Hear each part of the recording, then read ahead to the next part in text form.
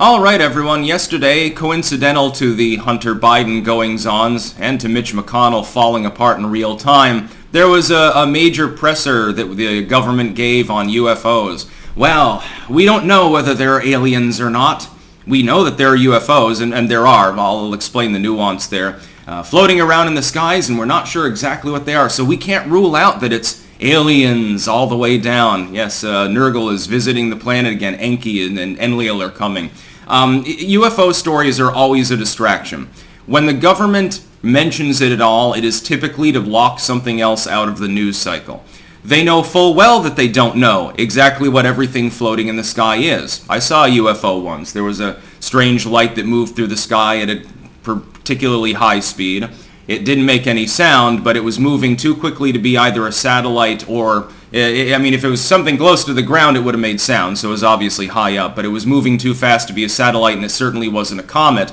I thought maybe it's a jetliner, but there was no, sound, there was no sonic boom. I don't know what it was. It is a UFO. It was an object flying through the sky that I could not identify. Does that mean it's aliens? No. In all likelihood, it was something else. I don't know what that was, but based on my recollection of what I saw, it was something strange that I couldn't identify, but that doesn't mean that little green men were piloting a flying saucer across the sky that night. More like as not, it was a satellite actually, and I'm just misrecollecting how fast it went because I was a kid at the time. I've had other strange experiences that are definitely more burned into my memory and I can vouch for more than the UFO incident. Jimmy Carter says he saw a UFO once. The feeling that back then he was just drunk. Of course, I was a little bit young for the sauce at the point. But stories about them are distractions. Think of what the government is effectively saying. UFOs exist. Well, no shit. Many people have seen UFOs. It's literally anything in the sky that you cannot identify. It doesn't mean it's extraterrestrial. I've pointed out before, the government's never going to give you disclosure. If they knew that they were aliens, they would be strategically ambiguous on the topic anyway.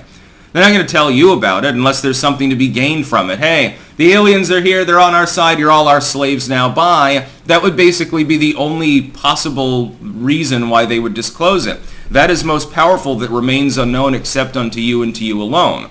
Why would you therefore tell the population that you obviously intend to subjugate slowly more and more? Something like that, that's high-level knowledge. It would be top secret anyway. It'd probably be illegal for them to disclose to the public based on classification laws. Aliens are not visiting the world. They are nowhere near us. I do believe extraterrestrial life exists, and I don't just mean on the bacterial stage. I have a feeling that wherever life can arise, it tends to arise. It tends to arise, like on this planet, we don't see new life arising every day. Why? Because it would be quickly predated upon by life forms that have already adapted and are capable of outcompeting it. So unless it was some sort of single-celled life form deep in the crust in an empty pocket that hadn't been populated yet, you wouldn't get anything new. By the way, be careful where you mine because it could be pathogenic. In a vacuum, on a world that's Earth-like, and I don't really believe that a planet has to be Earth-like or even in the Goldilocks zone to spawn life. It just maybe is helpful. I think a planet that's warmer and wetter than ours would actually be more conducive to life. It's just a lot of it would be aquatic, be more of a modulated temperature on the planet potentially. If in such a situation, if you have the conditions necessary for life, so you have an active system, you probably need things like tides, you need running water, you need to have seasonal activity of some sort, and it's that energy that enters the system that is the spark of life. Of course, a lot of people focus on electricity, lightning specifically. It hit a pond full of amino acids 5 billion years ago, and the rest was history. It's plausible. It's possible. It could also be static interaction of some sort. It could be a literal spark. A piece of flint fell off of a cliffside, hit right next to the pool, and it heated it just enough in just the right way that a couple of amino acids fused with a lipid sphere, and it became self-replicating. That's possibly where life came from, too. There are a bunch of intercompeting explanations.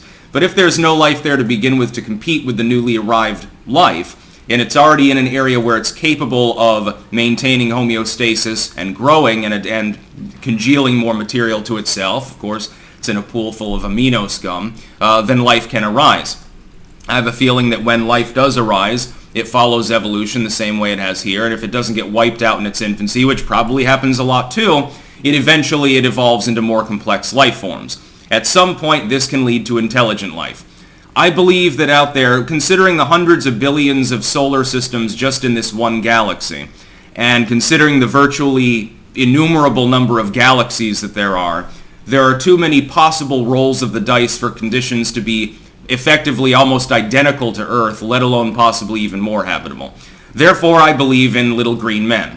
I just don't think they visit this planet, and I don't think that they're of necessity anywhere near us, and I'm not sure that physical laws would allow a race of little green men to actually go far beyond their area in space. If you wanted to find an interstellar sort of species, the place to find it would be in an area of much higher density than ours. We're in a relatively empty neck of the woods in the Milky Way. Get close to the center, there are areas where stars are clustered closer together. There's more energy in those areas because you literally have more light potentially. And that's where you would find, I think, interstellar life. Not here. Not anywhere reasonably close to us. Now, it could turn out that I'm wrong. Aliens could land tomorrow. But I noticed that all of the footage of little green men supposedly flying through the sky is all like in 240 and ultra grainy with all sorts of artifacts left in it and shit. And the U.S. military trots this same material out sporadically and gives a presser saying, well, we're not sure. Well, then that's not an update. It's not relevant. It's only interesting to UFO buffs who are brain-addled, I suppose, by still being taken in by your ruse. It is a distraction. In this particular instance, it was a distraction meant to shield Hunter Biden. That is what I allege. They chose the date very well. And then they trot out the same tired footage that we've already seen anyway. It had been leaked anyway. The footage was already there. It's just that some time ago, the military used that as an opportunity to come out and cock-block the news cycle by saying, yeah, by the way, that footage actually is from an F-16 or something like that. And so you already had the footage. You're just corroborating that it came from a military source. It doesn't tell us anything new about the footage. Now they're giving more context. The White House is not sure if aliens exist. If they were sure, they wouldn't tell you. I have a feeling that they've come to the same conclusion as me, but they realize that it's good to use people's interest in extraterrestrial life to lock out things from the news cycle for propagandistic purposes. Don't be taken in by it. Don't even bother hate-watching their conferences and stuff. Maybe they'll give up if we just show mass disinterest and say, hey, maybe something more relevant to our actual planet would be the news of the day instead of, we don't know anything. We can't confirm or deny anything. By the way, pay attention to us. That's about all. Peace out.